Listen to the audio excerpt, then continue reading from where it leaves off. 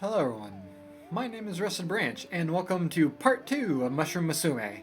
So, we are about to get started as playing as the daughter, and a new beginning. Telling the recluse that you wanted to see more of the world wasn't an easy conversation. As they grew older, he worried about leaving them on their own. Thankfully, your concerns were unwarranted. They were happy that you had grown enough to want to move out. They even offered to help you build your own house, or your own home close to theirs. You were welcome to visit any time, obviously. Faster than you would have anticipated, the two of you built your home together. They showed you all the tricks they knew and made sure to impart as much knowledge as they possibly could. Finally, the day arrived, you were officially on your own. You were scared a little, but also excited. It felt like a new chapter was just beginning for you. Trait gained, loving parent. I always try to get that trait. A girl on her own, and this is what we look like. Peach fly agaric. We are poisonous, hallucinogenic, and have great appeal. You're naturally charming, may cause hallucinations, and have a bad habit of causing great harm to those who take a bite of you. So that's bad. We have these special tokens. Oh, so later on we'll see cards we can draw. We'll have a note card, we can add coins to some cards, and we can have a spore card, which I've never had that. And about me, I have the Friend of Birds trait and the Young Adult trait. There's a reputation down here. We're relatively obscure because we just started out. And connections I have. I have a loving parent.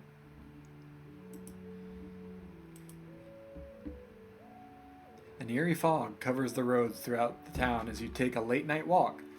Someone approaches you from behind, their face obscured by a hood. You're the girl with the natural toxins, right? If you give me some, you'll be compensated well. So last time I said no, because I played as a different poisonous mushroom. I can accept the payment and give the man some of your toxic flesh, or I can deny the request and go tell the town guard. I'm gonna put a coin on that card and see how this goes. Without concerning yourself with the consequences, you happily break off a piece of yourself and give it to the hooded figure. So on the right side you can see our mushroom stats, and I believe I lost some robustness. I'll get to that in a minute. They pay you and say to be ready for a large payment if things go well, and then disappear into the fog. Later, you hear the king's brother fell suddenly ill. After he recovered, he blamed the king for attempting to have him killed. You never do get the second half of your payment. So that if that had succeeded, it's a 10-sided dice, and usually we need to get above a 5 to succeed. But it also depends on our stats. While you're walking through town, you are suddenly approached by a scraggly yet energetic man. He is very interested in your mushroom features and asks if you'd be willing to trade something for a few bits of branches and flesh. Accept his offer or deny the request. Well, I am hallucinogenic, but I'm also poisonous, so I don't know what will happen, and I've never had this specific circumstance before, so I'm going to accept the man's offer. Oh, no. I suppose you don't mind sharing some of your branches. It grows back anyways. Unfortunately, all you get for it is a couple small coins. After you make the trade, the man tells you a small gathering late that night. He and some friends plan to meet in the forest so they can all go for a trip in the woods. How quaint. Yeah, a trip. You're invited and gives you some brief directions before leaving. Aw, let's go meet them. Sounds fun. You figure these humans could use a hand with their late night woods trips, so you decide to join them.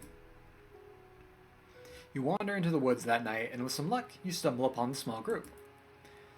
They all seem welcoming, and the scraggly man from before invites you to sit with them by the fire. The man shows you a pot filled with some sort of tea.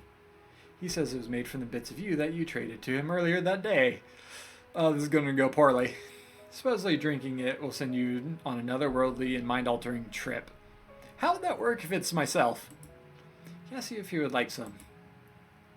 Why not? Or you'd rather not, but conversation does sound nice. And you... Oh, I am not going to do that. I'm going to... Why not? Sip the tea. Man, I have never rolled this poorly before.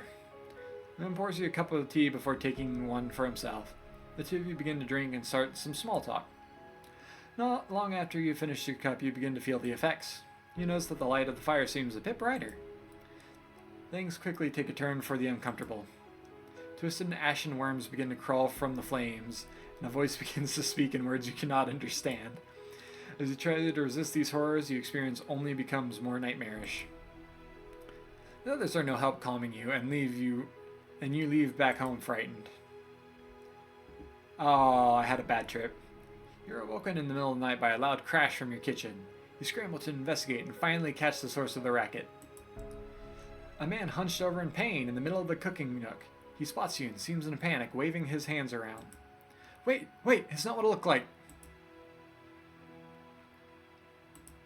Well, it's exactly what it looks like, but I injured myself, so I'm no longer pursuing that plan. Why don't you bless a poor fool and choose to excuse my rudeness? Okay, before we do that... Nope, not what I wanted. Info. So, dampness is a measure of how wet we are, like with water, and how melancholy we are. We don't want it to go down. It goes down when we're too happy or too dry, and it goes up when we're sad and wet. But we don't want it to go all the way up either. Same for all of these. Mycelium is increased by the right nutrients or by things that nourish the soul. Robustness is our physical condition and love. Potency is our excitement, so good meals or a fun experience. And humanity increased by through socializing or by doing the right thing. If our humanity drops to 0, I've done that before, we turn into a feral mushroom. So I am going to forgive the thief so I can boost that humanity and not lose the game here. With a sigh, you help the man to a more comfortable seating situation. Oh, also, I've gotten this many times, and I've chosen both decisions. It appears that he may have injured the leg somehow in a fall. After a short while, he seems more comfortable moving around. Thank you kindly for the help, ma'am. He seems appreciative and shockingly charismatic. He gives you a sly grin and away before leaving you to your own business. Okay, that did not raise my humanity. You feel a crisp breeze, the heat is relenting, trees are changing in color. Fall has arrived. So the game is over at the end of winter.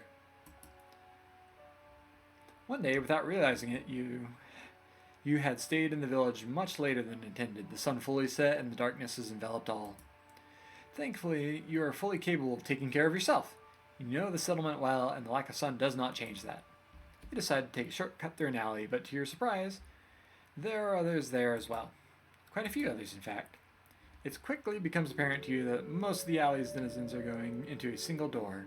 One that, when open, you can hear faint sounds of revelry and triumph. When they go to leave, many have small trinkets and seem tired from the long night of cheering. I've never seen this before. I'm not going to steal, I want to go in there. Oh no, it's a fighting ring. After a while of spying, you get the impression that people are free to enter. You are people, basically, so you figure it's safe to investigate further. As you step inside, the roar of the crowd grows in volume and clarity. It takes your eyes a second to adjust to the dim light. You move past a few tables full of merchant goods into a large room full of people. In the center of it all is an arena, topped with a fighting ring. The ring is currently in use. Two combatants circle each other. One fighter is a man in crude grasshopper mask, constructed out of dyed linen and leaves. He moves with a quick, staggered step, often feinting at his opponent. His opponent, a tall figure largely obscured by a dark cloak, counters nimbly, keeping low. You watch as the grasshopper man grabs the cloak, using it to pull his opponent around the ring. You find yourself drawn towards the crowd. The mood of the fight is simply intoxicating. Before you know it, you're whooping and hollering with the rest. Finally, a thrilling conclusion. The Cape fighter manages to subdue the crude grasshopper. They triumphantly suplex the masked man to the joy of the crowd. Though initially slightly concerned for the man's health, you find that both figures have support immediately afterwards. Slowly, the crowd begins to dissipate. What a thrilling event! As you go to leave, a chubby woman wearing an elaborately decorated pair of glasses stops you. I've never seen anyone quite like you before, love. If you ever want to fight, come back here anytime. I think that we could help you be something spectacular. You accept a scrap of paper the woman hands you. On it lists her name and where to find her. After giving her a quick farewell, you dash back home with much to consider. The mountain bordering the northern reaches of the forest calls to you. You see them every day on your adventures, and there is an overwhelming desire to climb them that simply can't be ignored. Readying yourself in the early hours of the morning, you glance over the materials you have on hand. Pack light, pack heavy, or just don't go. Let's pack heavy. Be safe. Yeah, the only time I've passed so far. You stuff your pack with anything you can think of, save the kitchen sink. Despite its bulging compartments, your pack does not burden you. With your pack all set, you make your way out to the mountain. After a couple hours of climbing, you feel like you've made some decent progress, though you're starting to get a bit tired. Just as you think it's time for a break, you come across a beautiful mountain spring, complete with its own waterfall. Take a relaxing shower, train your endurance. I'll train my endurance, that'll probably boost my robustness. And my dampness is 20, that's fine. You've heard waterfalls are powerful. You could use some of that yourself.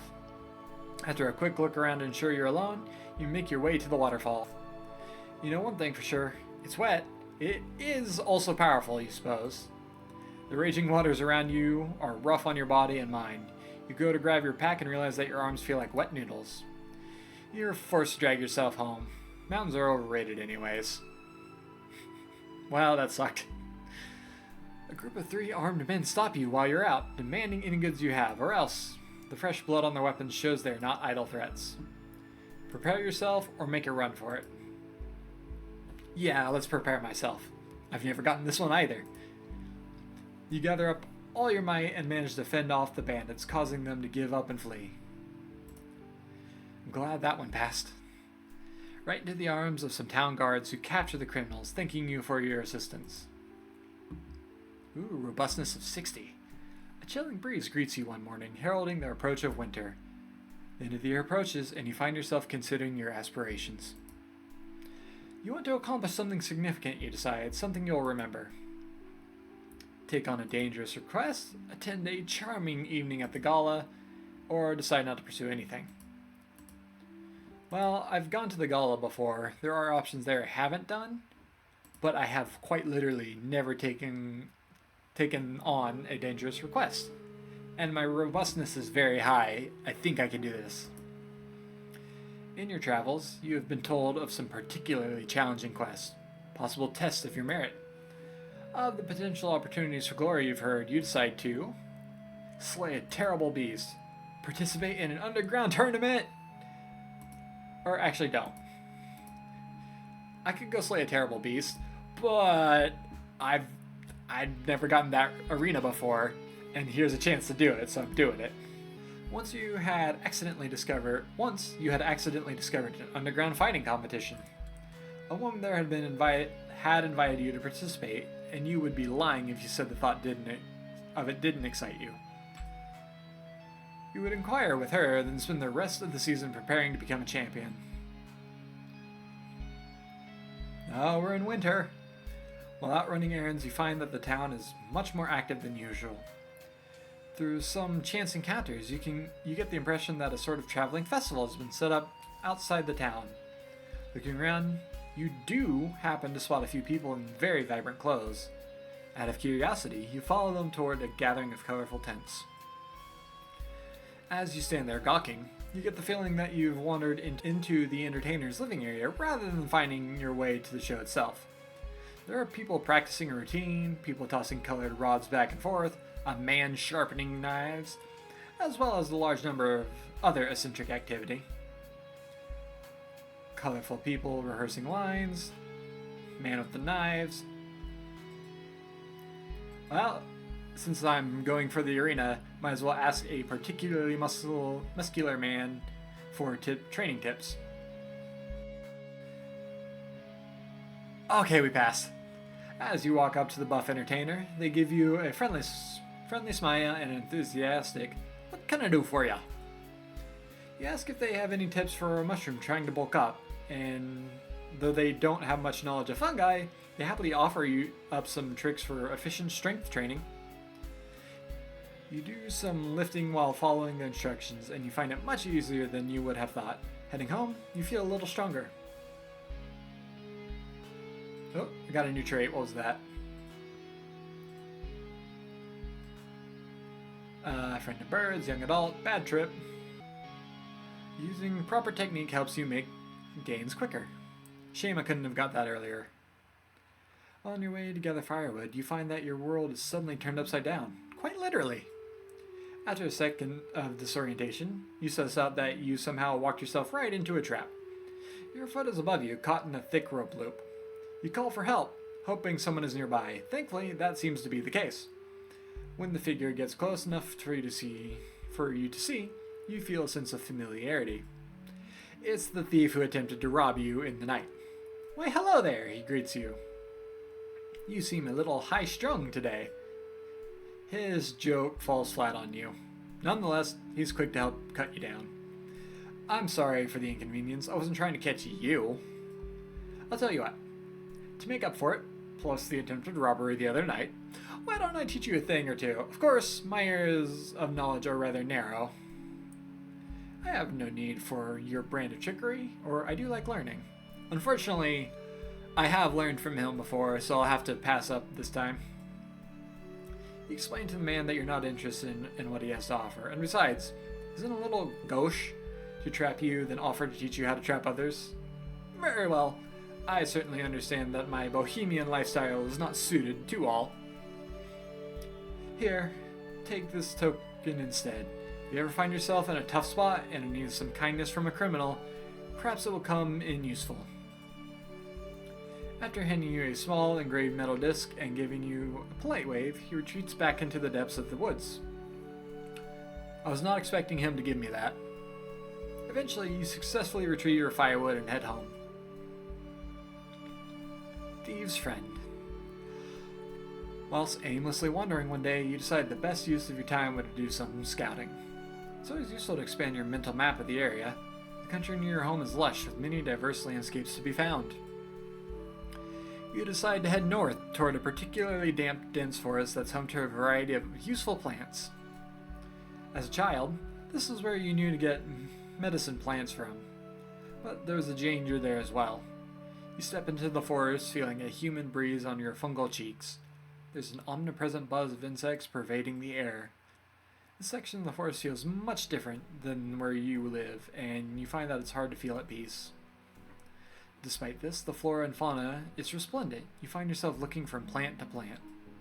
Finally, you see something quite interesting. A beautiful large pink flower stands tall in a nearby clearing. The petals are twisted, forming a large sparkling bud that is larger than your head. The single flower is the distinction of the plant, but you observe that its stalk is robust and strangely segmented. It feels a bit like a monolith. For a moment, you simply stand and stare at it. Something about this strange plant leaves you with a feeling of awe. You suspect that you may be able to sell this flower in a market for quite a pretty penny, or perhaps keep its splendor for yourself. So, I've done both of these options, and leaving it ends this immediately. But this has an option, a continuing option that I haven't chosen before, so we're going to pick the flower. In time, if left alone, the flower will eventually die here. When you think about it, there's really no harm in taking it from the woods. Without spending too long in thought, you walk up to the plant and grab the flower by the stem. But when you do so, the flower opens its eye. This, understandably, gives you quite a shock. You leap back, seeing the flower unfold in front of your own eyes. It takes you a moment of processing to understand, but finally you make the connection. This is not a plant at all. It is a beast.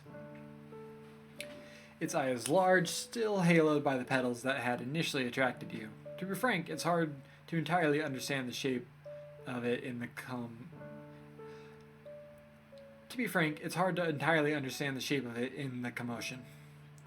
You do understand that has a hefty central mass, mossy green and camouflaged in with the stems and stalks.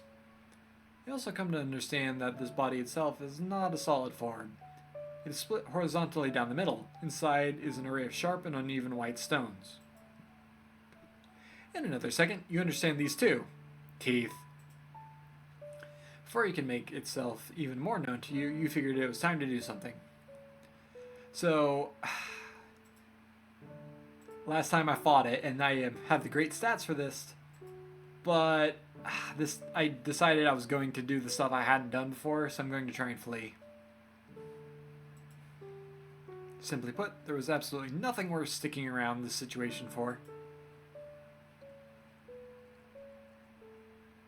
Okay, as soon as the impulse hits you, you take off. The unfamiliarity of the terrain barely matters to you as you let your feet guide your path. Finally, as you reach the edge of the forest, you collapse as the exhilaration passes you. The thing had stopped giving pursuit ages ago, and yet you still kept running until now. Perhaps at a certain point it became more about the excitement of the chase. Nevertheless, you are safe. Ooh. You make your way home thinking about the strange creature you encountered. The first snowflake of the season has just fallen when you realize that it's time to finally get in touch with the woman in the glasses that you had met at the fighting competition. You have to get back to the building where you first saw the fight. That's what was written on her calling card, at least. Thankfully, you know the village like you know your own guilds. Hey, that's new. You walk there quickly, rubbing your hands together in an attempt to warm yourself. Hopefully, the fight would be invigorating enough to heat you soon. When you arrive, you walk straight into the heavy doors that you remember from the last time you were here. As you enter, you can hear the sounds of sparring bodies. It doesn't take a very far walk for you to find what appears to be a training area. You find yourself in a room with half a dozen fighters of various physiques and skill levels. Many seem to be paired up in duos, locked in combat with each other. Around the outskirts of the room, you see the same woman that had invited you to compete. She is sitting on a stool, making notes on a scrap of parchment. You figure it's best to check in, so you approach her. She perks up at the sound of you standing from her seat and tucking the paper away. Oh, I'm so glad to see you. She claps your shoulder in a greeting, a wide grin on her face. She introduces herself as the director, showing you around the room. There are many things to learn thrown at you all at once, terms like ring and persona. You are also introduced to many people, some that could pass as normal humans and others that are fey-touched, like you. Finally, she brings you to a skeleton resting against the wall. This will be your first opponent. Mori, why don't you help our newest fighter learn the ropes? The skeleton hops to its feet and immediately goes to shake your hand. Alright. Nice to meet ya. I guess it's time to get to work, ain't it? As you come to understand it, this tournament is something that is actually quite rehearsed. Don't worry, kid, it's still plenty physically challenging. Your bony buddy nudges your ribs in good nature. We just want to make sure it's good fun, not a death match. Take a second to ponder what death meant to a skeleton. Then continue your training. You can't just assault your opponent. It's choreographed. The two of you have to practice the fight beforehand, ensuring that all of your moves and stunts are rehearsed. The director shadowing your apprenticeship steps forward for a second. I assume this is all right with you? If you have misunderstood the spirit of our competition, there's no hard feelings if you'd rather leave, of course. Well, I mean, I do. The Mushroom WWE Peach sounds really funny, but it's not what I was expecting. I wonder if it's what will happen. I don't know. I was ready for a fight, so this is not the way of the warrior. I'm so sorry for the inconvenience, and have a good day, I guess. The woman bows her head to you, walking back to the entrance. What a strange competition. You can't believe you had it mistaken for something more worthy of your strength. Once you walk home, you spend time contemplating other ways you can prove your strength to yourself. Maybe tomorrow you'll go chop down a tree. As you grow older, you look back over your life. You think back to the witch who created you and can't help but wonder if everything met her expectations. You wonder if you were the daughter your parent had hoped for. Ending after all this time. You have grown up. Alright, so I should have stuck with that competition. I've gotten this ending before. It's where you don't really accomplish anything of note, but you also don't fall into a depression, because that can happen too. But there are, I think, 30 different endings. There's several different kinds of mushrooms you can get. There's a bunch of colors to unlock, and even songs to find. So I highly encourage you to check this game out. It is currently in demo, and they seem to want to release sometime this year. But whatever happens, thank you so much for watching, and I hope to see you in whatever I do next. Alright, bye!